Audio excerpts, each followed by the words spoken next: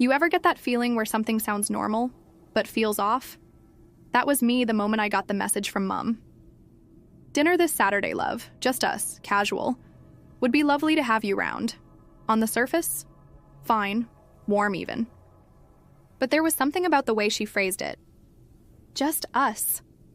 That's always code for the whole bloody family, and casual is her favorite word when things are anything but. Still, I stared at the text for a good minute. I'd just finished another brutal round of Zoom calls with a potential partner who ghosted me halfway through the process. My startup, my baby, had been hanging on by threads and prayers for the better part of 2 years. And lately, it felt like I was being asked to defend my sanity more than my business model. I could hear Dad's voice in my head already. Maybe it's time to be realistic, sweetheart. It's not quitting, it's pivoting.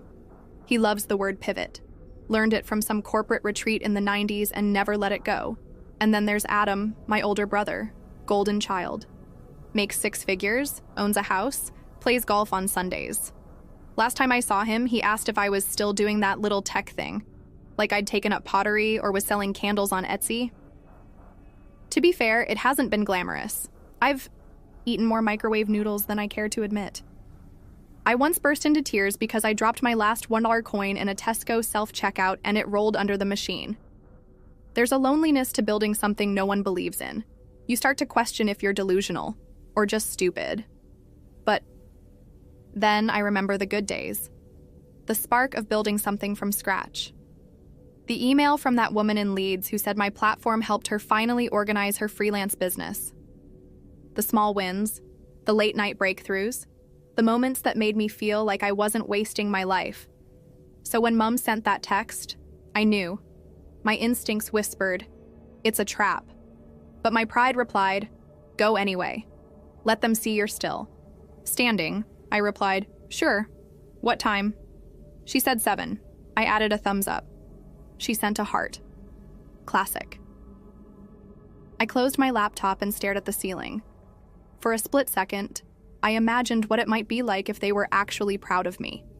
If they said, we're amazed at how hard you're working.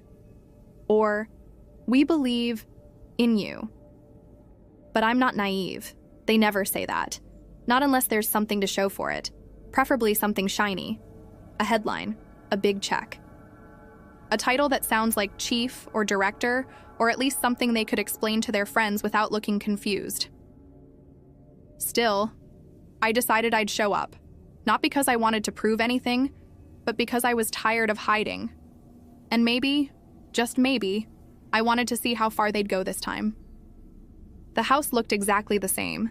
Same red door, same hedges Dad trimmed every Sunday like it was therapy, same porch light flickering like it was too stubborn to die. I stood there for a second, debating whether to knock or just walk in. It was still technically home, or used to be. But something about the evening air made the whole place feel staged, like a set on a soap opera. Too clean, too ready. When I opened the door, the smell hit me first. Roast chicken, Mom's signature. She always pulled that out when she wanted everyone in a good mood, or to soften a blow. Darling, she chirped, wiping her hands on a towel as she hurried toward me. Her hug was warm, familiar, almost enough to lull me into thinking I was wrong, almost. Then I saw the living room. Not one wine glass, no snacks, no music, just straight-backed chairs set out in a circle like a community hall meeting. Everyone was already there. Dad, Adam, Aunt Janet, even Nana, who doesn't usually leave her house after 6 unless the Queen invites her personally. I froze in the doorway. Mom followed my gaze, then gave a too bright smile. We just thought we'd all sit and talk properly. You know, like old times. Adam gave me a nod. That annoying managerial one. The kind that says we've been talking about you when you weren't here, and I've taken notes. Dad cleared his throat and gestured to the empty chair in the middle. Sit, love. We've all got things we'd like to say. Just hear us out. I swear for a split second, I laughed. Out loud. Like an actual chuckle. Because who does a surprise intervention on a Saturday night with roast chicken and linen? Napkins? But no one else was laughing. That's when it clicked. They were serious. I looked at each of them, their eyes full of that concerned, pitying look that makes you want to throw something. It wasn't just a dinner, it was an ambush. A nicely dressed, well-rehearsed ambush. I sat, slowly, like I was stepping onto a landmine. Mom started, of course. She always opens. She thanked me for coming, said they loved me, were so proud of how hard I was trying. Which, by the way, is just the polite way of saying we think you're failing, but you're putting in effort, bless you.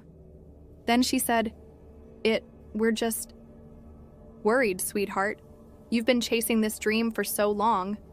Maybe it's time to think about what's realistic. Realistic. The word clanged in my ears like a dropped pan.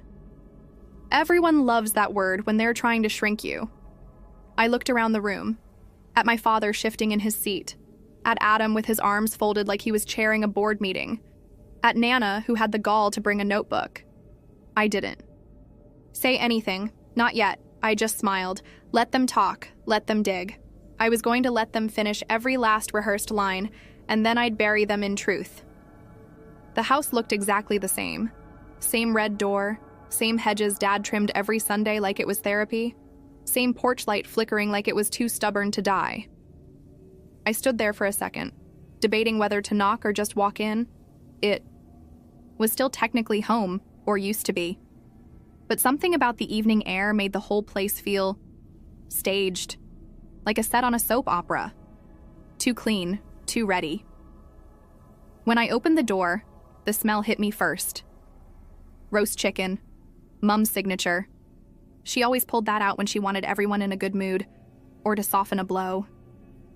"Darling," she chirped, wiping her hands on a towel as she hurried toward me.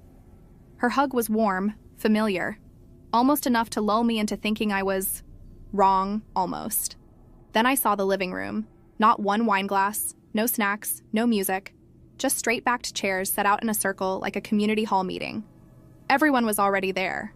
Dad, Adam, Aunt Janet, even Nana, who doesn't usually leave her house after 6 unless the Queen invites her personally.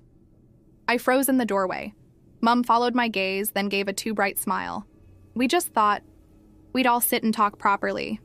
You know, like old times. Adam gave me a nod. That annoying managerial one. The kind that says we've been talking about you when you weren't here, and I've taken notes. Dad cleared his throat and gestured to the empty chair in the middle. Sit, love. We've all got things we'd like to say. Just hear us out. I swear for a split second, I laughed. Out loud. Like an actual chuckle. Because who does a surprise intervention on a Saturday night with roast chicken and linen? Napkins? But no one else was laughing. That's when it clicked. They were serious. I looked at each of them, their eyes full of that concerned, pitying look that makes you want to throw something. It wasn't just a dinner, it was an ambush.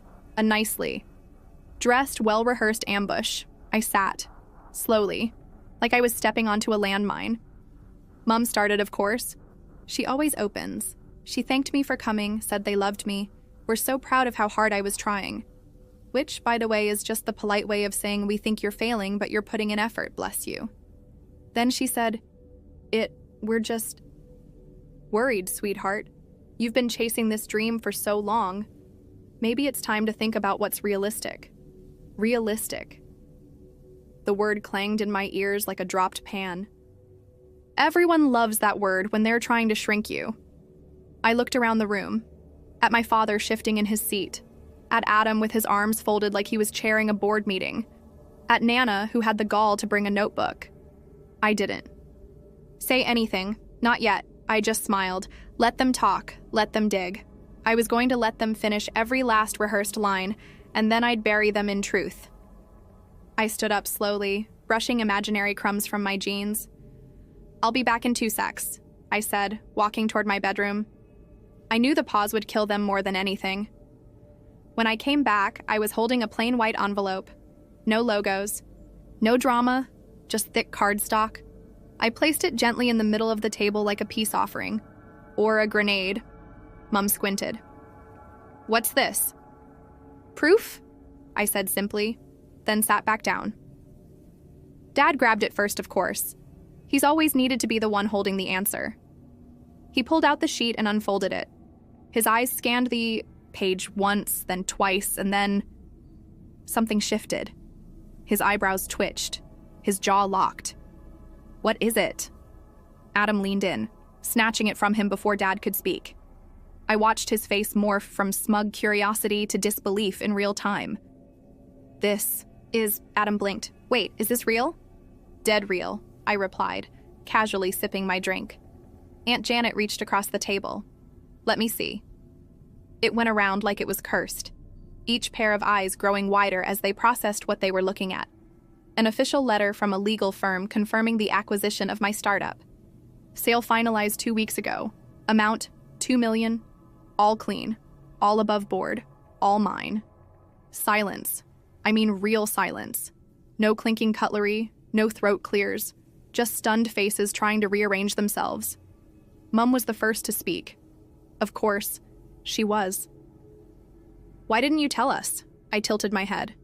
"Tell you?" "You threw a surprise intervention, not a celebration. You assumed I was failing." "But $2 million?" she whispered, as if saying the number louder might jinx it. "Technically 2.3 before tax," I added with a shrug. Dad scratched the back of his neck. "But I thought it was just you working from coffee shops." I smiled. "Yeah, me and 10 freelancers across 3 countries, all remote. You don't need a corner office to build something worthwhile." Adam looked like he'd swallowed a lemon. "Why didn't you say anything? We're your family." "That's exactly why," I said. "Because every time I've tried to do something outside your idea of normal, it's been met with doubt. You all decided I was spiraling when I was quietly winning."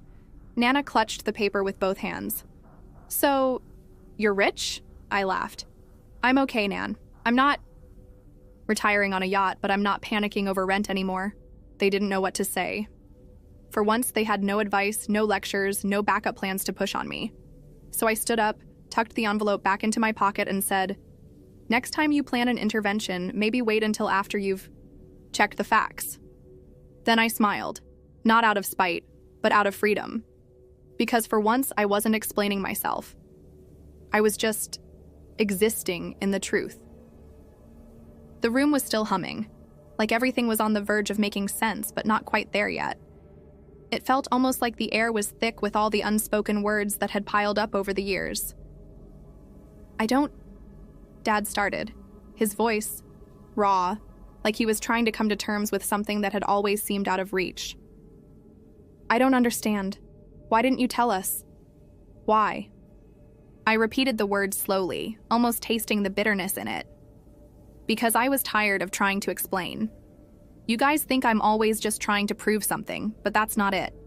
I wanted to build something on my own. For once. Without your lectures." Mum shifted uncomfortably in her chair, looking anywhere but at me. "We only wanted the best for you. We didn't think you could what? Succeed?" I cut her off, unable to help the frustration creeping into my voice. "You never gave me a chance. You didn't want to see me succeed unless it was through your filter of what's proper." Mum's mouth tightened. "You don't think I'd be proud if I saw you happy? I didn't see the point in working all those hours, slaving away for a dream. That might not happen." I met her gaze, and this time it wasn't anger. It was pity. "The point, Mum, is that I had to believe in it, even when none of you did. Even when you tried to put me in that box you built for me, where dreams come second to stability. I don't need your approval to keep going," she faltered, something close to regret flashing in her eyes. "We just wanted you to be safe." "I am safe," I said, finally letting the weight of it sink in. I was always safe, but I wanted more than safe. I wanted something I could look at and say, "That's mine, that's me." There was a beat of silence, one that stretched. For longer than it should have, before Aunt Janet spoke up, almost hesitantly. "So, what now?" Her voice was careful, like she didn't want to set me off again. "What happens next?" I sighed, leaning back in my chair. "What happens next, I don't know. Honestly, I haven't figured that out yet. Maybe I take the next step. Maybe I relax for a bit. But I'll do it on my terms. Not because you say so, not because anyone says so. I could see the gears turning in their heads. There was the shift, the crack in their perception of who I was and who I was becoming. I could see the hesitation in their faces as they pieced together the new version of me, one who wasn't so easily slotted into their outdated expectations. And for the first time in years, I wasn't scared of that look. I was okay with it. The tension between us felt less like a threat now, more like a catalyst, a necessary one, a reminder that things could never go back to what they were, and maybe that was a good thing. The days after the intervention felt like a blur. It was almost as if the world had slowed down around me. Nothing dramatic happened, and yet everything had changed. I couldn't walk into a room without feeling their eyes on me like I was some stranger they were still trying to figure out, but the tension wasn't as suffocating as it used to be. There was a new understanding between us, even if it was unspoken. My family didn't fully get me. They didn't need to. But they no longer saw me as someone they needed to fix. Mum called me a few days later, her voice softer than it had been in months. "I'm sorry," she said, the words almost stumbling out like they weren't used to leaving her mouth. I don't know how to be the mother you want, but I do want you to know I'm proud of you." The words were too simple to carry all the weight of what they meant, but I could hear her trying. And for the first time, I didn't feel like I had to break through a wall to make her understand. I just let it be. "I'm proud of me too," I told her. And that's enough. A week passed before Dad reached out. I wasn't surprised when he didn't bring up the money again. Instead, he asked me if I wanted to go for a walk, just the two of us, like we used to when I was younger. We walked through the park in silence for a while, side by side, until he finally spoke. "You know," he said slowly, "I've been thinking. Maybe we were wrong. Maybe we were too quick to dismiss your dreams. But it's hard. It's hard to watch someone you love take risks, especially when we didn't understand them." I nodded, letting the moment sink in. "I get it, Dad. But you can't protect me from everything." "I know," he muttered, looking ahead as if the words had only just occurred to him. "It's just, sometimes I think I need to let you go. For real." The realization hit me like a wave. He wasn't just talking about my career. He was talking about everything, the way he tried to hold on to me, even after I'd grown up. The way parents hold on to their children, even when they know it's time to let go. "I think it's time too," I replied quietly. We didn't say much more after that, but somehow, in the silence that followed, I felt a weight lifting. For the first time in a long time, I wasn't carrying their expectations. I was finally, truly, free to carry my own. A few days later, my phone buzzed with an email notification. I had forgotten all about it until now. The email from the company that had bought my startup. It felt like the right moment to take a deep breath and open it. The official papers, the payment confirmation. It wasn't a fairy tale ending, but it was my ending. And honestly, I wouldn't have wanted it any other way. I sat back, taking in the words on the screen, and then I pressed send on an email to my team. We did it, and just like that, I was living the dream. Not because anyone expected me to. Not because anyone told me I could, but because, for once, I had chosen it. I stand in front of the full-length mirror, staring at the woman in the white dress. It's me, but it's not. I've always imagined what this moment would feel like. This day, my wedding day. I've dreamed of it since I was a little girl. And now, here I am, in this dress that somehow makes me feel like I'm both a princess and someone else entirely. The dress fits perfectly, hugging every curve, and the lace detail on the sleeves feels delicate as it brushes against my skin. My heart is pounding, but not in the way I expected. I should feel excited, giddy, but instead, there's this underlying tension, a knot in my stomach. I push it away.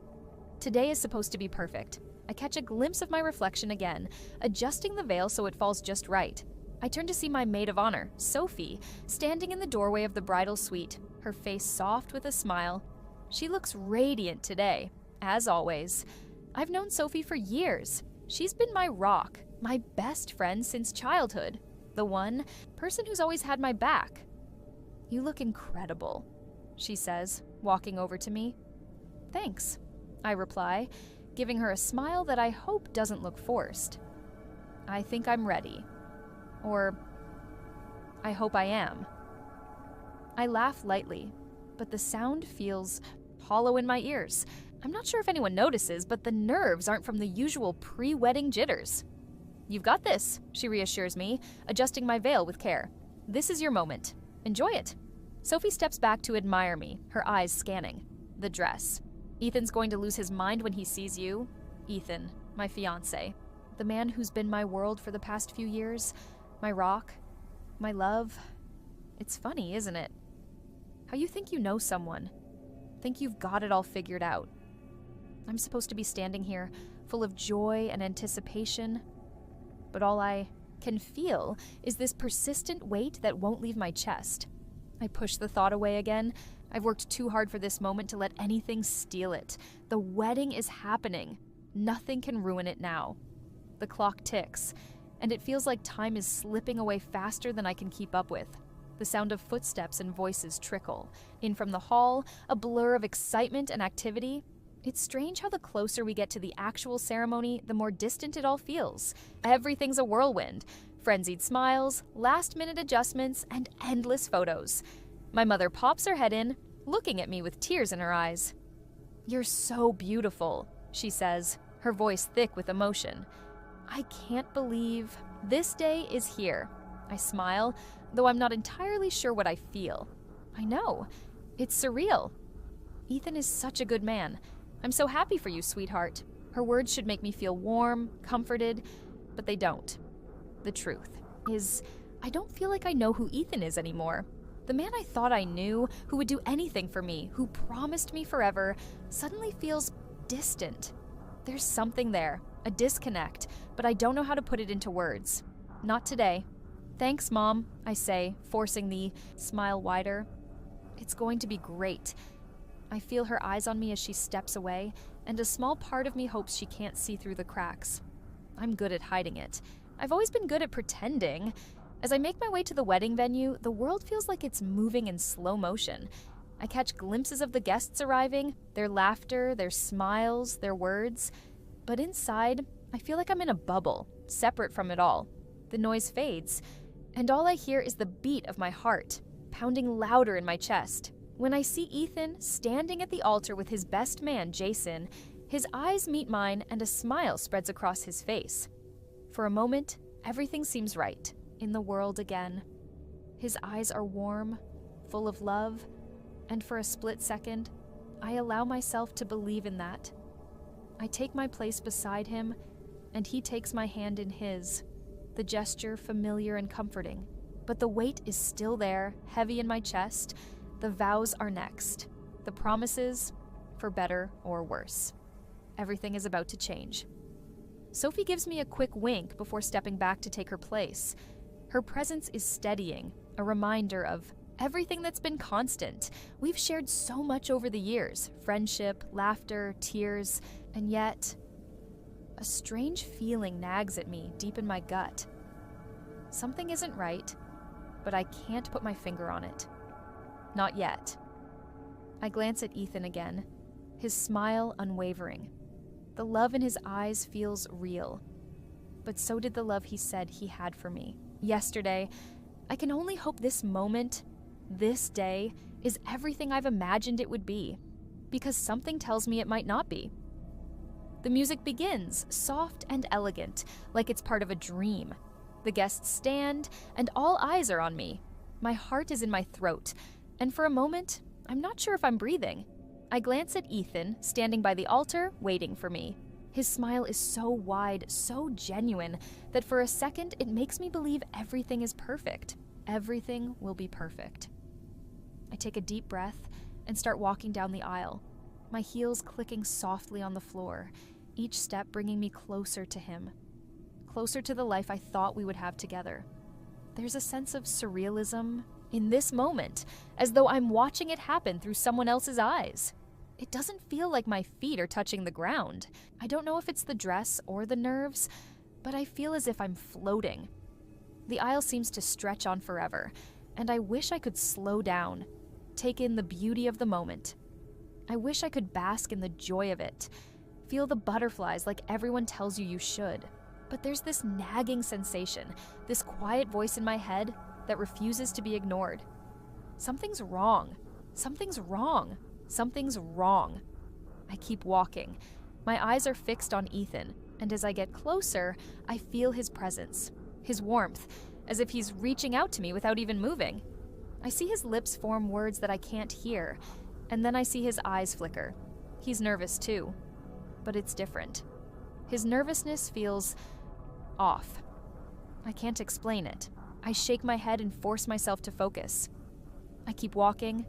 The moment I reach the altar, Ethan takes my hand, his fingers brushing mine with a familiar gentleness. The crowd falls silent, the air thick with anticipation. The weight of his touch should be comforting, but all I feel is a strange coldness creeping up my spine. My pulse quickens, but I push the feeling down. This is it. It's happening. This is my future. The officiant begins, his voice warm and steady, leading us through the traditional vows. I can hear him, but I'm not really listening. Not because I don't care, but because the words don't feel like they're for me. Not right now. I can barely focus on what's happening in front of me, on the words of commitment, on the promises we're supposed to make to each other. Everything around me is muffled, distant, like I'm underwater. I glance to my side. Sophie stands behind me, her face composed, her eyes bright with excitement. She's smiling at me, giving me that encouraging nod that I've always relied on. And yet, there's something in her eyes that's different today. Something I can't quite place. The officiant's voice cuts through my haze, and I realize I'm supposed to say my vows. My heart races as my eyes shift from Ethan to the crowd. They're all waiting, watching, expecting me to speak, to make promises. Ethan's hand squeezes mine, and I look back at him, his smile still there, soft and reassuring, but his eyes don't match his smile. There's something about them that's distracted. I'm not sure why, but a flicker of doubt runs through me.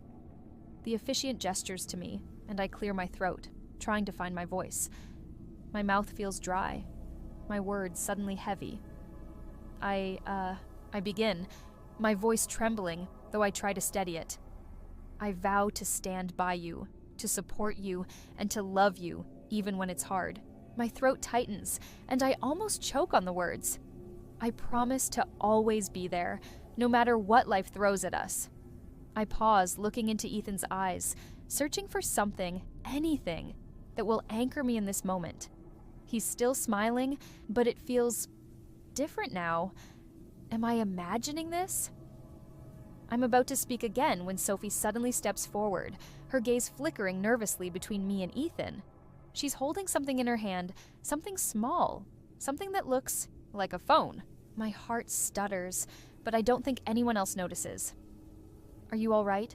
Sophie whispers, her voice low but urgent. I nod quickly, though I'm not sure if I'm convincing either of us. "Everything's fine," I whisper back, though it feels like I'm lying. My eyes scan Ethan again, and I can't shake the feeling that there's something I'm missing, something important. Focus, focus, focus. The officiant turns to Ethan, giving him the floor to say his vows. He's smiling again, that smile that makes me feel safe, that makes me feel like everything will be okay. But I'm not sure if I believe him anymore. Not with the way he's holding my hand, not with the way his gaze flickers over my shoulder and then back to me, like he's looking for something, or someone else. The feeling grows, creeping through my chest, settling heavily in the pit of my stomach. Something's wrong. Something is so wrong. And then, as Ethan begins to speak, I hear it. A vibration in my pocket. My phone. It's buzzing and it's too loud, too intrusive, cutting through the moment like a knife. I glance down, my heart suddenly thundering in my chest. I don't want to check it, not in front of everyone, not with the wedding vows happening right now, but I can't ignore it. The buzzing continues. I pull my phone from my pocket, my hands shaking, and glance at the screen. One new message from Sophie. My heart stops. I freeze, my blood turning cold. I swallow hard, my throat tight. The message is brief, but it's all it takes to change everything. I'm so sorry. I had no choice. He's been cheating on you, with me. The air feels thicker now, heavier, as if it's pressing down on my chest. I look at the phone again, willing the words to change, to be a misunderstanding, but they're still there, clear as day. The buzzing in my pocket has stopped, but the weight of that message, Sophie's words, is all I can hear now. I'm so sorry. I had no choice. He's been cheating on you, with me. I want to scream. I want to run. I want to do something, anything. But instead, I just stand there, my hands frozen at my sides, the phone clenched so tightly that my fingers ache. I glance up at Ethan, whose vows are still spilling from his lips, unaware of the chaos running through me. He's smiling, looking at me with those eyes that once made me feel like the luckiest woman in the world, but now they seem fake, hollow. And then there's Sophie, standing behind me, her eyes flickering back and forth between me and Ethan. She's nervous too, but there's something else beneath the surface. Guilt? Fear? I can't tell, but I know one thing for sure. She's in on this. She's as much a part of this betrayal as he is. I feel a shift in my body. Something clicks inside of me. Something I've been holding back. For the first time since I walked down the aisle, I don't feel like the bride. I feel like a woman on the edge, teetering on the brink of something dangerous and real. The calm before the storm is over. And the storm is about to hit. Ethan finishes his vows, and for a moment, everything feels like it's standing still. The officiant smiles at us both, his gaze moving to me, waiting for my response. I can hear the murmur of the crowd behind me, the soft rustling of dresses, the occasional cough, but it all sounds muffled, like I'm underwater, trapped in a moment I can't escape. I glance at Sophie again, and her face has shifted. She's trying to hide it, but the guilt is written all over her. My mind races. What now? How do I play this? Do I just say the words, smile, and walk away? Or do I do what feels right? What feels right? I feel a fire inside of me, cold and furious, building, growing. All at once, I'm done. Done with the lies, done with pretending, done with playing the role of the perfect bride, the perfect woman who's supposed to stand by her man no matter what. I can't do it anymore. I can't breathe. Without thinking, I reach into my pocket and pull out my phone. My hands are shaking so badly that I can barely hold on to it, but I manage to unlock the screen. I swipe to the video that's been waiting for this moment, and my thumb hovers over the play button. I know what I'm about to do, and a part of me feels like I'm jumping off a cliff. But it's the only thing I can do, the only way to take back control of this situation. I stare at the phone one last time, my thumb trembling. "Excuse me," I say, my voice cutting through the silence of the room like a blade. The officiant looks at me, surprised, but he doesn't say anything. The crowd quiets as they sense something is off. They must feel it too, the tension hanging thick in the air. Sophie shifts behind me, her face pale, her eyes wide. I'm sure she knows exactly what I'm about to do. With one last deep breath, I press play. The video starts, the large screen behind the altar flickering to life. It's not the footage anyone was expecting. It's not the wedding video, the one we had planned, the one everyone was waiting for. No, it's a recording of Ethan and Sophie, a recording of them together, laughing, kissing, a confession that's been years in the making. I watch the video unfold, and I feel the weight of every second. The betrayal, the lies, the love I thought was real, all of it playing out for everyone to see. Ethan's face appears on the screen, his voice so familiar, but now it's laced with deceit. He's talking to Sophie, telling her how much he loves her, how much he can't wait to spend the rest of his life with her.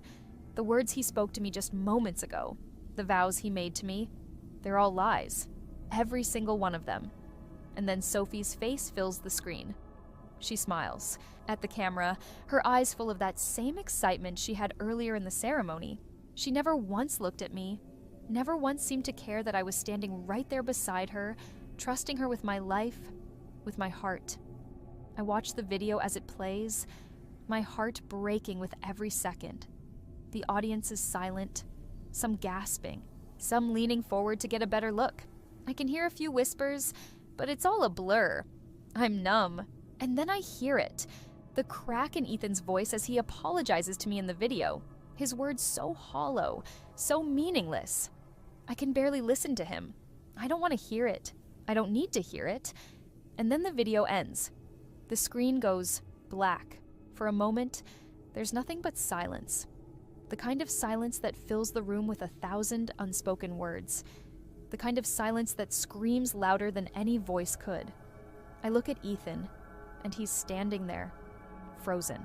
His face is pale, his eyes wide, his mouth opening and closing like he's trying to speak, but can't find the words. I feel nothing. I want to say something. Something scathing. Something that will rip him apart the way he's ripped me apart. But instead, all I can manage is a dry laugh. It's bitter, hollow, and it echoes in my ears. I guess that's the truth, I say, my voice shaking but steady enough to be heard. Now everyone knows. The room is still, silent. The kind of silence that feels like it's suffocating, pressing down on my chest, on my lungs, until I'm not sure I can breathe. Every eye is on me, some with pity, others with disbelief. And Ethan. Ethan looks like he's about to collapse, his face a mixture of shock, anger, and regret. But there's no apology in his eyes. Not really. Just fear.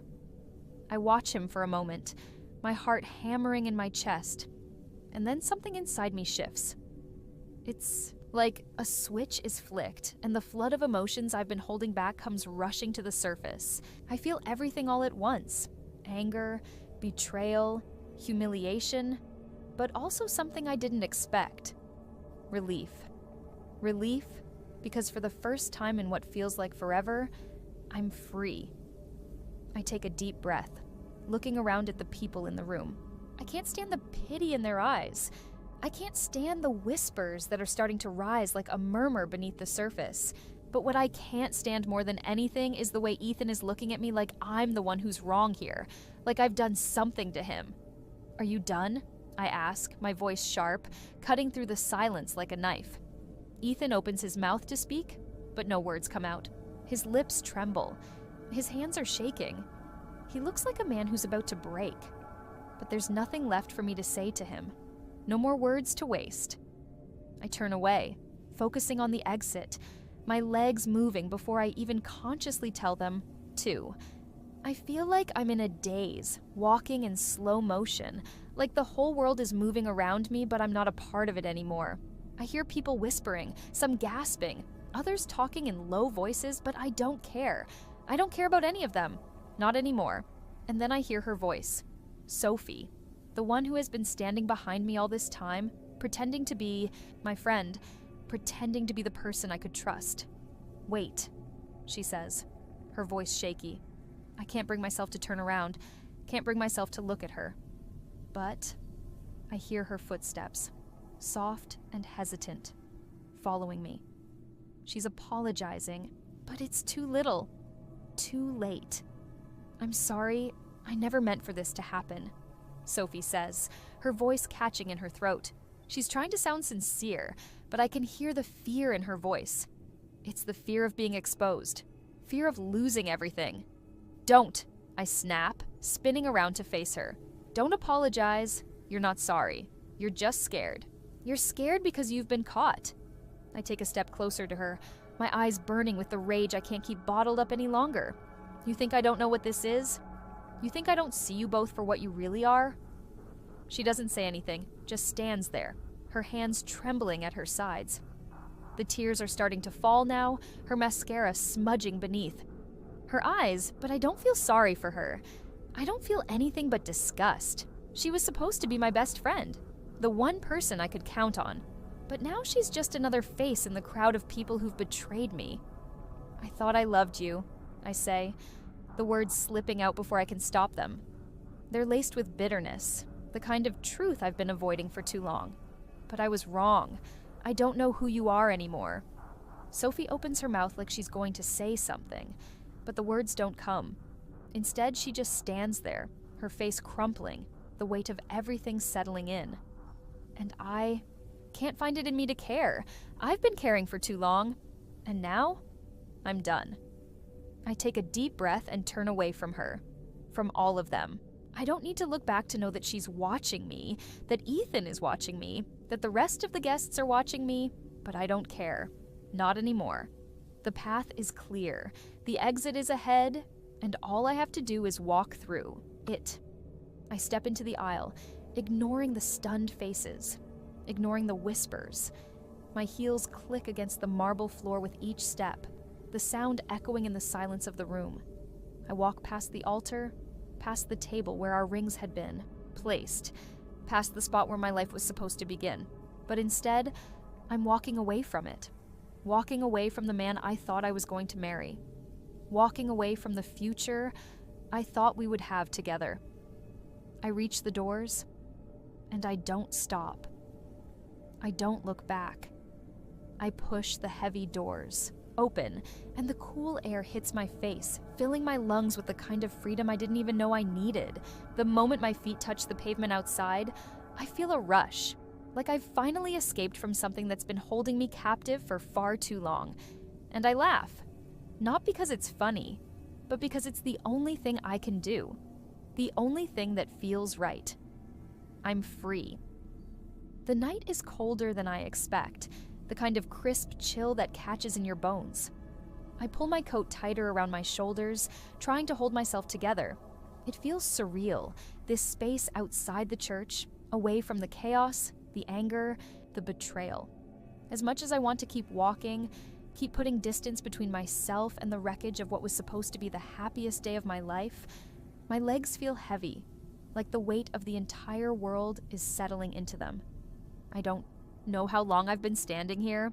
I don't know how long I've been staring into the empty street, waiting for something, anything, to make sense of all this. But nothing makes sense. My phone buzzes in my pocket, cutting through the silence. I pull it out without looking, already knowing who it is. Ethan. I see his name flashing on the screen, and for a moment, I just stare at it. I should ignore it. I should turn it off, pretend I don't see it, but my fingers move on their own, answering the call before I even think. Are you happy now? His voice comes through raw and desperate, like he's trying to hold it all together. But there's no remorse, no apology, just anger. Anger at me for doing what I had to do. I didn't do this, I reply, my voice quiet but firm. You did this. You and Sophie. You're the ones who ruined everything, not me. There's a long pause on the other end of the line, and for a split second, I wonder if he's finally starting to see it, if he's finally realizing the damage he's done. But then I hear the sharp intake of breath, the frustration building in him again. I didn't mean for it to happen like this, he says, his voice pleading. I didn't mean for you to find out this way. Did you think I wouldn't find out? I ask, my chest tightening with frustration.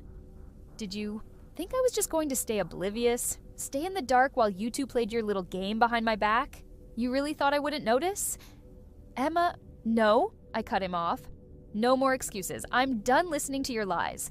I'm done with all of it. There's a beat of silence, and I can almost hear him searching for something to say. But I know deep down that there's nothing left. Not between us, not anymore. I'm sorry, he says again, his voice cracking.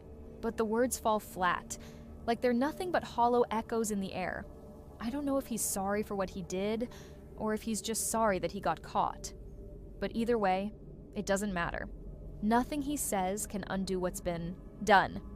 I don't need your apology, I say, my voice steady now. I've made my decision, and nothing's going to change it. I need to move on. I need to let go. I hang up before he can say anything else. The weight of the conversation lingers for a moment, but I feel a sense of finality settle over me. I've said what needed to be said.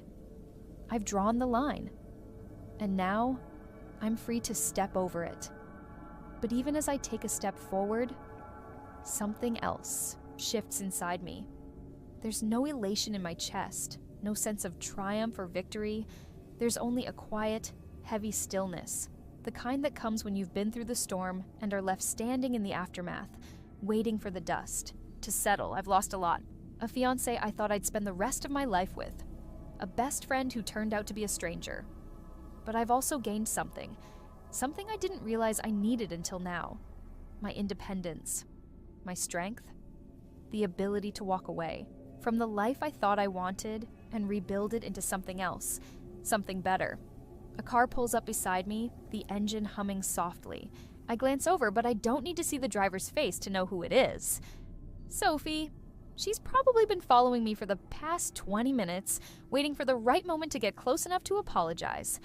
But I don't have the energy for her fake sorrow, her empty promises. I turn my back to her car, choosing to walk the other direction. She's not part of this anymore. She's not part of my life. I keep walking, and for the first time in weeks, maybe months, I feel like I'm actually moving forward. Not running away from my problems, but walking towards the life I'm going to build for myself. A life without Ethan, a life without Sophie, a life that's all mine. The moon is starting to rise, casting a soft silver light across the street, and I can't help but smile. It's a small, quiet smile, the kind that only comes when you know you're on the right path, even if you don't know exactly where it leads. I've made it through the hardest part. Now, it's time to figure out what's next. The next few days pass in a blur, the world shifting around me as I try to find my balance again. It's strange, this feeling of finally having space to breathe. I can't remember the last time I had a moment where I wasn't questioning my choices or doubting myself. But now, there's nothing but time. And time, as it turns out, is exactly what I needed to find out who I am outside of what I thought I was. I've moved into a new apartment, a small place with big windows that let in all the light, a space that feels like mine in a way my old place never did. The walls are bare for now, but there's something comforting about the emptiness. It's like a clean slate, one I can fill with whatever I want, whatever I need. The first night in my new apartment, I sit on the floor, surrounded by boxes and half-unpacked clothes. The silence feels different now, calmer, quieter. There's no one else here. No one to tell me what I should or shouldn't do. No one to remind me of the life I was supposed to have, the life that Ethan and Sophie took from me. I open my phone and scroll through my messages, half expecting to see something from Ethan, some sort of apology or explanation. But there's nothing, not even a single text. And as much as I thought I might feel something, regret, sorrow, maybe even anger, all I feel is relief. Relief that he's gone, that I'm no longer waiting for him to show up, no longer waiting for him to make things right. And Sophie? I haven't heard from her either. She tried to text me the night after the wedding, but I didn't respond. I don't think I'll ever respond. It feels too final, too painful to open that door again. I don't know if she's truly sorry or if she just doesn't want to be left alone in the mess she helped create. Either way, I don't care. The truth is, I've realized that I'm better off without either of them. They may have been my world, my future, but the moment they betrayed me, they lost their place in it. And now, I'm building a new future, one that doesn't have to include them. A few weeks later, I get a call from my old job. A new opportunity has opened up in a different department, and they want me to come in for an interview. The old Emma, the one who would have hesitated, would have second-guessed herself, would have worried if she was ready for it, is long gone. The new Emma doesn't hesitate. I say yes before they finish telling me the details. I want this. I'm ready for this. The interview goes well, better than I expected, and within a few days, I've accepted the offer. It's strange, the way life just moves on, as though nothing significant has happened, as though I haven't just torn my entire life apart and rebuilt it. But maybe that's the way it's supposed to be. Maybe that's how you know you're truly healing, when you can look at the wreckage and still see something worth saving, The job starts in a few weeks, and I can't wait to dive in. For the first time in a long time, I feel like I'm moving in the right direction, like I'm doing something for myself. One morning, I'm sitting at a coffee shop nursing a cup of tea when my phone buzzes. It's from my sister. She's in town for a visit, and she wants to meet up. I smile as I type back. I haven't had the chance to see her in a while, and the thought of spending time with someone who truly knows me, who has never let me down, feels like a gift. I show up at the cafe later that day, and when she walks in, we both laugh, the sound of it light and familiar. She hugs me tightly, like she's been waiting for this moment too. And in that hug, I realize something. I've spent so much time trying to hold on to the people I thought I needed, the people I thought I couldn't live without. But the truth is, the ones who matter are the ones who are still here. The ones who love me, flaws and all. The ones who have never made me question my worth. "Look at you," my sister says, pulling back to examine me with a grin. "You look like you're thriving." "I am," I reply, surprised by the certainty in my voice. "I really am." We spend the next few hours catching up, laughing about old memories and making new ones. And for the first time in a long time, I feel a sense of peace. I don't need to dwell on what I've lost. I don't need to hold on to the anger or the bitterness. I'm not that person anymore. I've shed that skin. And now I'm stepping into something new. The rest of the year passes in a blur of change. New beginnings, new challenges, new triumphs. Each day, I feel stronger. Each day, I feel more like myself again. And one night, after a long day at work, I sit down in front of my laptop and open up a blank document. I start typing, pouring my thoughts onto the screen, letting the words flow like they never have before. I don't know where this new path will lead me, but for the first time in ages, I'm excited to find out. There's no more waiting. No more hoping someone else will make my dreams come true. I've learned that I have everything I need to make my own future, and I'm not afraid to go after it.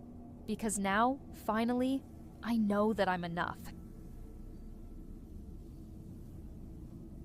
I can feel the buzz of excitement in the air the moment I step into the ballroom. It's extravagant, all sparkling chandeliers and a sea of suits. But it feels distant to me, like I'm watching a movie I'm not quite part of.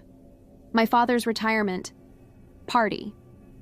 Or, as he likes to call it, his well-deserved break after a lifetime of building a career. I'm standing at the threshold, clutching my clutch a little tighter than usual, trying to ignore the nervous flutter in my stomach. The place is full of colleagues, people he's spent decades working alongside, successfully, effortlessly. They laugh louder than they need to, their smiles shining brighter than the silver and gold accents around the room. Everyone adores him. Everyone worships the ground he walks on. And I can't help but wonder if they all know the real price of his success, or if they just see the shiny exterior. I see him across the room, greeting someone with a handshake that could break bones if he wasn't so careful about his image. He's dressed in his best suit, the one he bought just for tonight, the one that makes him look a decade younger. He's already the center of attention. And as much as I hate to admit it, he's in his element. He's always been in his element. When there are people around, when he can be the man everyone looks up to. But I'm not one of those people anymore. I stopped looking up to him a long time ago. I can't remember the last time he showed up for me. Really showed up. Maybe it was when I graduated, or was it when I got my first job? No, wait. He wasn't there for either of those moments. He wasn't there for any of the things that mattered. Work always came first, and I was just there. The daughter who understood, right? That's what he always said. You'll understand one day, kid. A career like mine requires sacrifice. Funny, because I never felt like he was sacrificing anything for me. He didn't miss a board meeting for me. He didn't take time off to see my first play or to celebrate my birthday. No, he was too busy climbing the ladder. And now here we are in this shiny ballroom, celebrating the end of his career. Or maybe it's just the end of his first act, the one where he built his perfect career. I roll my eyes, but no one can see it. Not here, not tonight. I move through the crowd, my heels clicking too loudly on the marble floor. I'm not Sure if it's the shoes or the tension that makes my steps sound so dramatic, but I feel like everyone is watching me. At least my mom isn't here to comment on the outfit. She's off at some spa, as usual, probably in the middle of a facial or something that she's entitled to after spending years raising us. If that wasn't a joke, it would almost be sad. I catch my reflection in a mirror. I look fine, I guess. Maybe even more than fine, probably too polished for this event. It's not a look I've ever truly embraced, but I've learned to blend in with these people. I've learned how to wear the mask. Tonight, it's all about blending in.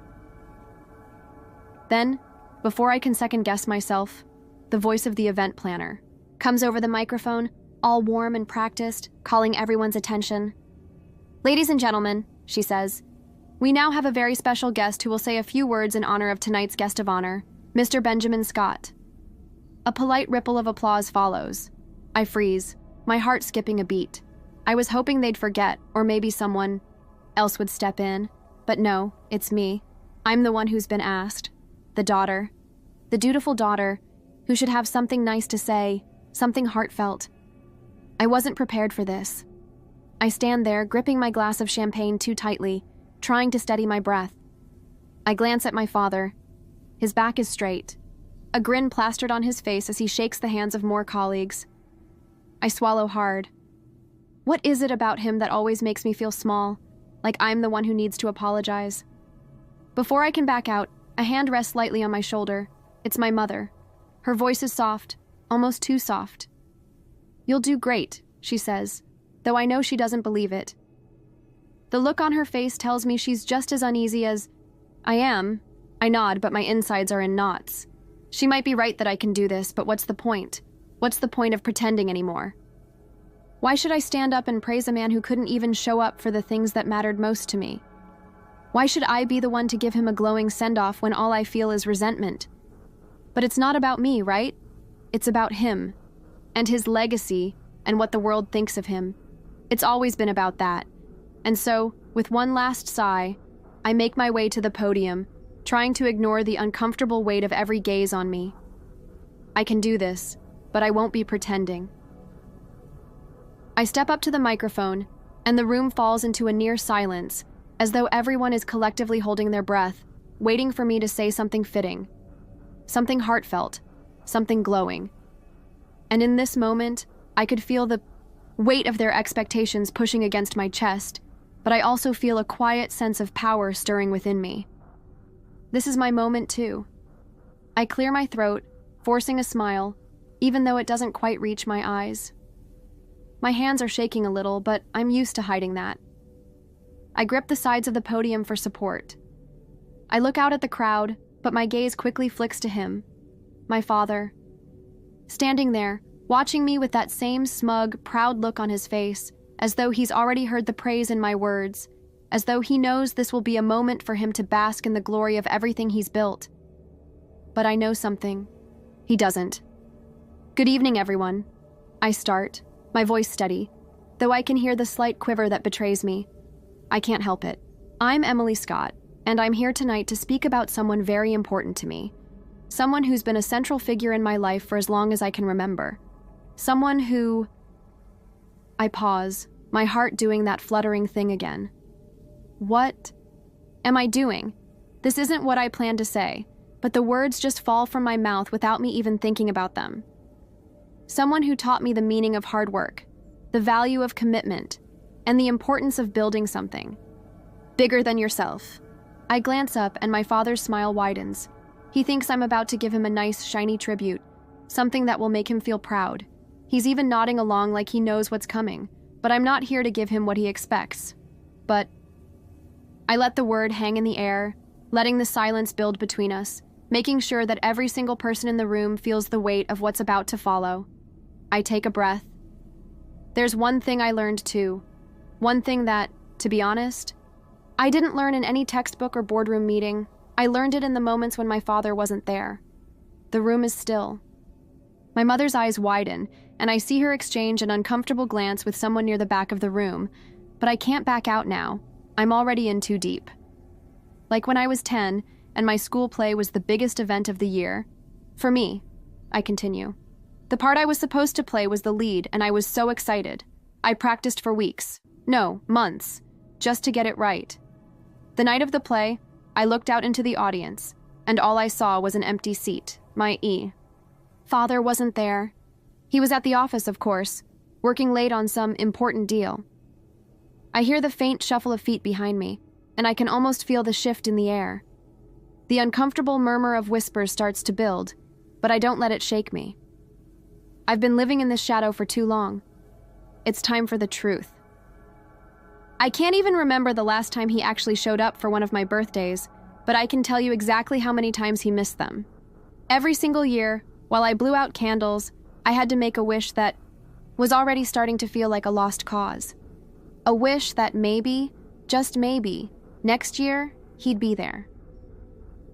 I glance at him again, and for the first time tonight, his expression falters. It's subtle, just a tightening of his jaw, a slight twitch in his eyes, but it's enough for me to see it. I'm getting to him. And you know, I say, leaning a little closer to the mic, as though sharing a secret with the room. I used to be okay with it. I used to think, well, he's building something that's going to make life better, for us all in the future. But the thing is, there wasn't really a future that he was building for me. Not one I could be a part of. Not one where I mattered more than the next promotion or the next big opportunity. My words hit the air like a shockwave. People are shifting in their seats now, exchanging confused glances, unsure of how to react. Like I said, my dad taught me a lot, I continue, my tone a little sharper now. He taught me how to hustle, how to climb, how to keep my head down and make things happen. But he didn't teach me how to be seen, how to be valued beyond what I could accomplish. He didn't teach me how to matter when I wasn't useful. To him. I let the words sink in for a moment. I don't need to look at my father again. I can feel him now, the weight of his gaze like a pressure against my chest. But I won't back down. And so, yes, tonight, we're celebrating my father's career. We're celebrating all the deals he closed, the offices he opened, the awards on his shelf. We're celebrating a perfect career, as he calls it. But I have to wonder.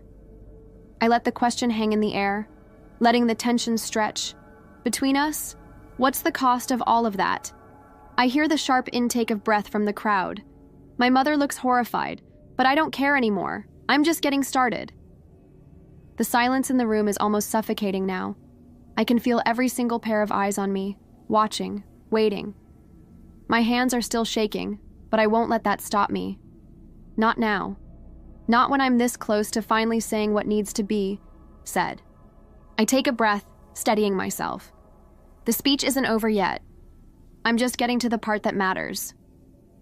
When I was 16, I continue, my voice a little softer now, but still firm. I ran into some trouble. Some really bad trouble, actually. I was going through some things I wasn't sure I could even talk about. You know, the kind of things that, when you're a teenager, you think are the end of the world. I pause, my eyes scanning the crowd again. A few people are nodding, probably thinking of their own teenage years. But I'm not here for their sympathy. I'm here for mine, for my story, for what was never said. But here's the thing, I say, my eyes flicking to the front of the room, to him. When I needed someone to talk to, when I needed someone to help me navigate those feelings, guess who wasn't there? The question hits like a punch in the gut. My father shifts uncomfortably in his seat, but I don't let that stop me.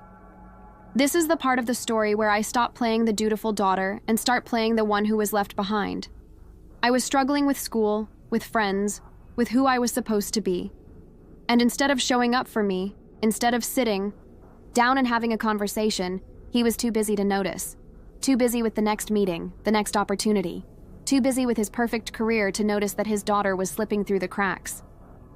I let that sink in, watching the room react. People are starting to shift, realizing that this isn't going the way they thought it would. My mother looks down at the floor, unable to meet my eyes. She doesn't get it. She never did.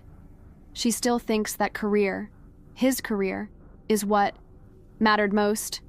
But there's more, I say, the words cutting through the air like glass. When I graduated high school, I did it alone. There was no father there to watch me walk across that stage. He had some meeting in Tokyo or something. Equally important. The words come out bitter, but I don't care. They deserve to be bitter.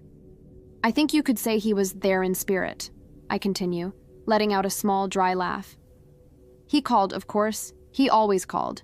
But a phone call at the end of the day is hardly the same as being present. I look at my father again. He's trying to keep his face neutral, but I can see the cracks. The corners of his mouth twitching, his fingers tapping nervously on the edge of his drink. This isn't what he expected. This isn't the tribute he thought he was going to get. And here's the thing, I say, raising my voice just a little, the words heavy with the weight of everything I've been holding in for years. I didn't need him to be perfect. I didn't need him to be the CEO of a company. I didn't need him to be the best at everything he did. I just needed him to be there, to show up when it mattered, to see me as more than just another part of his legacy. I can hear the murmurs starting to ripple through the room. I don't care anymore. I don't care about the awkwardness, about the stares. I've spent too long being invisible in his shadow, and now it's my turn to be seen. And I think that's what really hurts the most. It's not the missed birthdays or the school plays or the milestones that passed him by. It's the fact that, for all his talk of success and ambition, he never truly saw what he was losing along the way. There's a long, almost painful pause. My heart is pounding in my chest, but I'm not stopping. Not now. I became used to the empty chair at the table. I became used to celebrating my successes without him there to witness them. But you know what? I grew up. I learned to depend on myself. And it wasn't easy. It wasn't perfect. And it sure as hell wasn't what I wanted, but I got by. I let the weight of my words sink in before continuing. And now, here we are, at the culmination of what he spent his whole life working towards. The big retirement party, the final round of applause. But you know what? This moment, this celebration, it doesn't make up for all the years that came before. All the birthdays he missed, all the late-night phone calls I never got, all the times I stood in the wings, waiting for him to notice me. I let the last words hang in the air like smoke, and for the first time tonight, I let myself feel something other than anger. I let myself feel relief. The weight on my chest, the burden I've carried for so long, feels just a little lighter. You know, I say, looking around at the people in the room, maybe it's not about the career at all. Maybe it's not about how many deals you close or how much money you make. Maybe what really matters is whether or not the people you love are there to share it with you. And that's the part that's missing. My father looks away now, his face flushed with a mix of embarrassment and guilt. I'm not sure which one it is, and frankly, I don't care. What I care about is that, for the first time in my life, I'm finally saying what I've needed to say, and I'm not done yet. The atmosphere in the room has shifted. There's an uncomfortable tension hanging in the air, thick enough to cut with a knife. People are still shifting in their seats, glancing at each other, at me, and back at him. My father is no longer trying to mask his discomfort.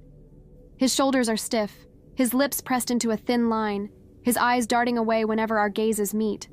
But I don't look away. Not this time. You know, I say, my voice a little softer now, but still steady. There's one thing that always gets me. He likes to say he was doing it all for us, that everything he did was for his family, for me, for all of us. I let that last word linger in the air, almost sarcastically.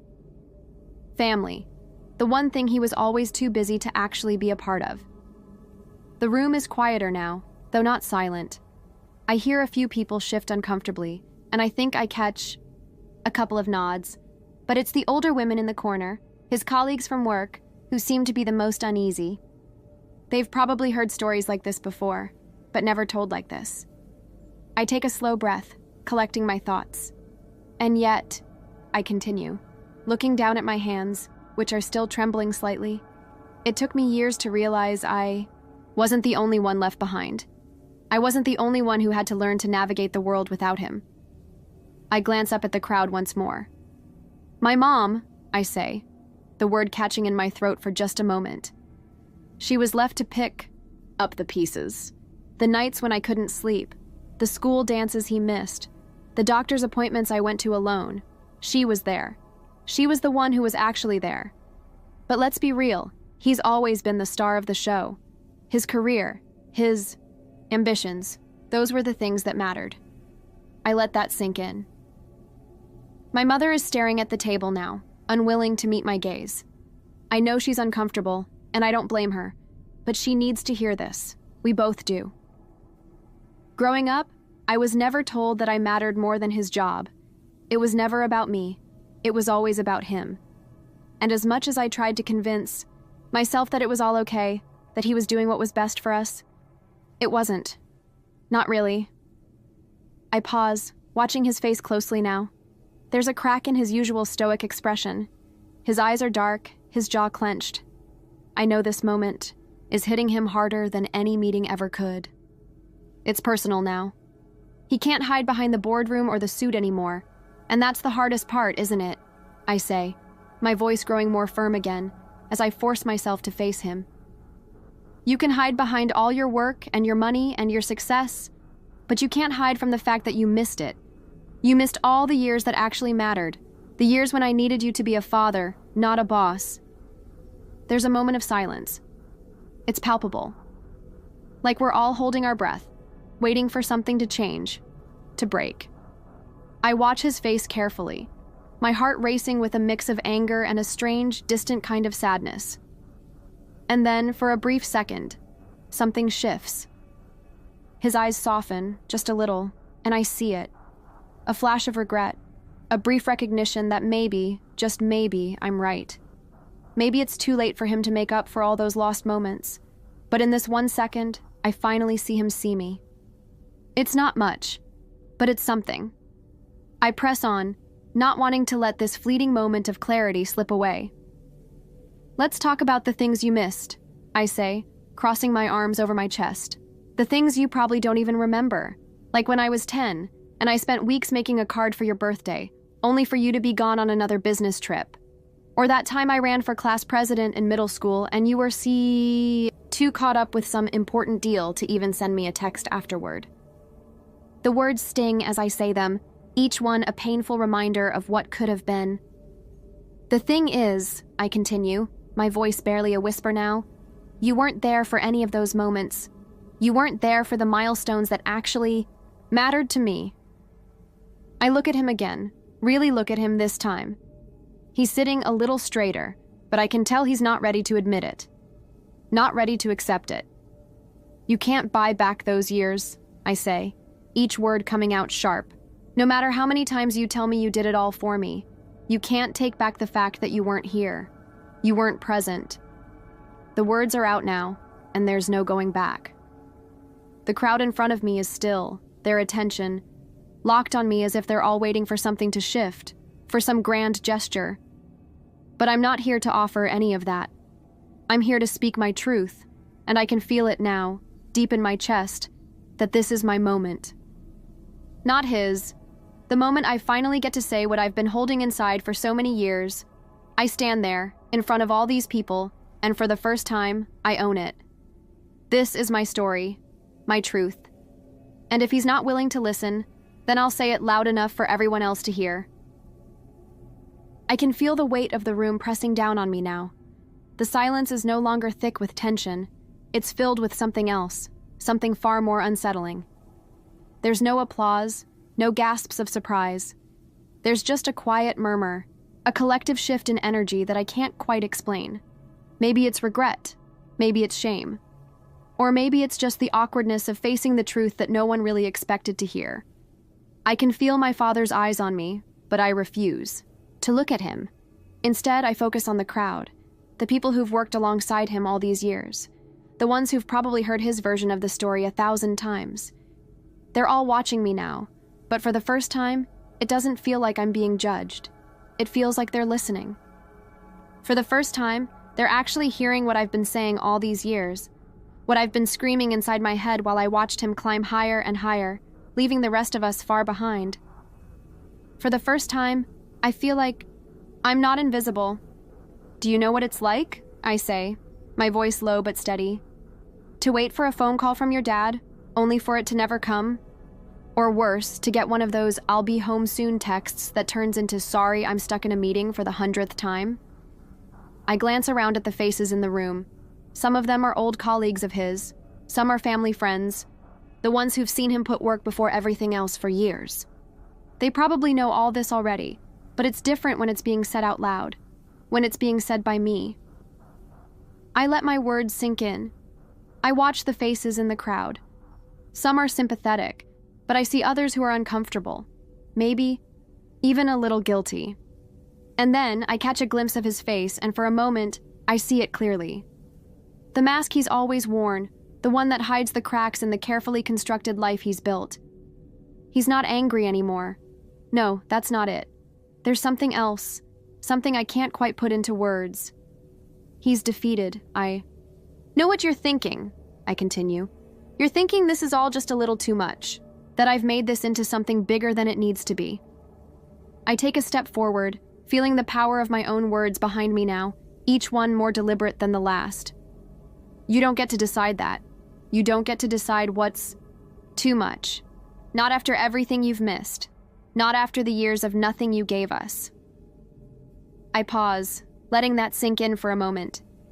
Do you know how it feels to look at your dad, the person you're supposed to look up to, and realize you don't even know him anymore? Do you know how it feels to wonder if he's ever even known you? I look at the table, focusing on the gleaming surface. I've spent so many years waiting for you to show up, waiting for you to be present, and every time you disappointed me. The room is quieter now than it's ever been, and I know I've hit a nerve. I don't need to look at him to know it. I don't even need to look at the audience. I can feel it, the shift in the room, in the air. And you know what the worst part is? I ask, not really expecting an answer, but knowing I'm going to say it anyway. It's not that you weren't there. It's that you didn't even realize how much we needed you. You didn't even notice that we were falling apart while you were busy building your empire. I take another step forward, then another. You're standing here today, talking about how proud you are of everything you've accomplished, but you've never once acknowledged the cost of all that success. The cost was me. It was Mom. It was us. And no matter how many fancy awards you've got on that shelf, no matter how much money's in the bank, you can't buy back the time you've lost. I look around the room. The murmurs have started again. A few people are nodding, some of them exchanging glances. I'm not sure who's with me and who's just uncomfortable, but I don't care. This is my moment, and I'm not finished yet. You. See, there's a difference between showing up and being there. You showed up to the big events, the launches, the board meetings, the awards dinners. You were physically present, but you weren't ever really there with us. I take another breath, and this time, I feel a strange calm settle over me. I've spent my whole life trying to convince myself that I didn't need you, that I didn't care that you weren't around. But the truth is, I did. I always did. I take a step back, feeling a weight lift off my shoulders. I don't know if it's a good thing or a bad thing, but I know I've said what I needed to say. The room remains quiet, the weight of my words hanging in the air. I'm standing there, facing a room full of people who were supposed to know him better than anyone else, but who now, for the first time, seem to understand something they never knew. Maybe this is the start of something new. Maybe, in some twisted way, this is his retirement party, the start of something different for both of us. Maybe this is the beginning of the end. The room doesn't immediately explode into chaos, as I half expected it to. Instead, there's a stillness that settles over everything, like the air is holding its breath. I can hear the faint rustle of napkins being shifted, the clink of silverware, on plates, but no one dares to speak. Not yet. I don't look at him. Not immediately. I can't.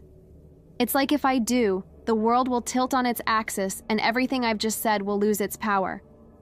No, I need to stand here, like this. Like the woman I've been for so many years, silently watching, waiting, and now, finally, speaking up.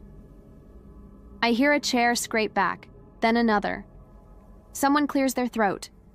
"Lily," my mother says, her voice tentative.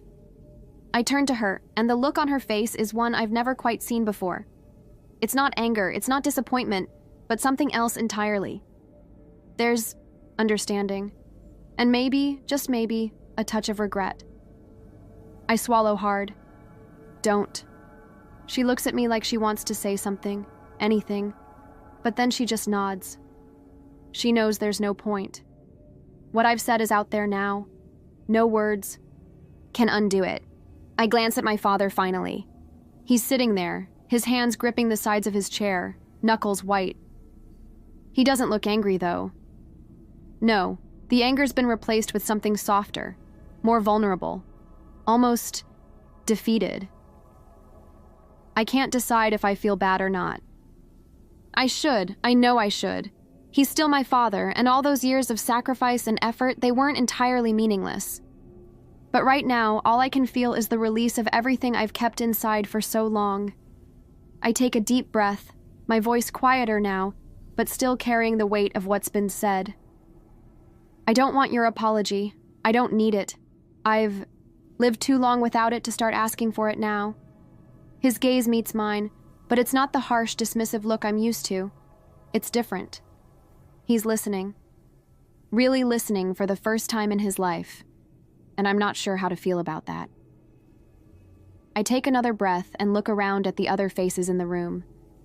My friends, my colleagues, the people I've known forever, all of them have been, watching this unfold, probably more shocked than I could ever have anticipated. But I don't care. They say time heals all wounds. I continue, my voice firmer now, like I'm reclaiming the last shred of power I have. I don't know if that's true, but I do know that there are wounds that don't get healed by time. Some of them are permanent. I pause, looking at my father one last time. His eyes are wet, and I don't know if he's ashamed or just sad. Maybe a little of both.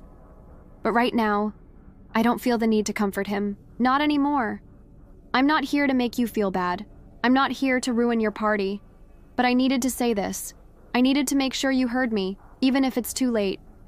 And then, finally, I let go of the breath I've been holding in for, what feels like years.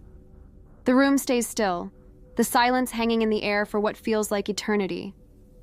But this time, it's different.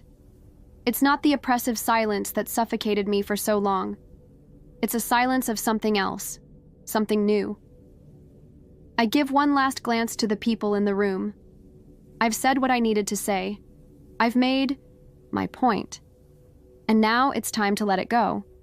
I turn on my heel, my heels clicking against the marble floor. I don't look back. Not even once. I hear the soft murmur of voices beginning to fill the space behind me. The silence is over, but in a way, the damage has been done. Or maybe the healing has begun. I don't know which yet. But either way, I'm walking out of here with a sense of peace I haven't had in years, and for the first time, I feel free.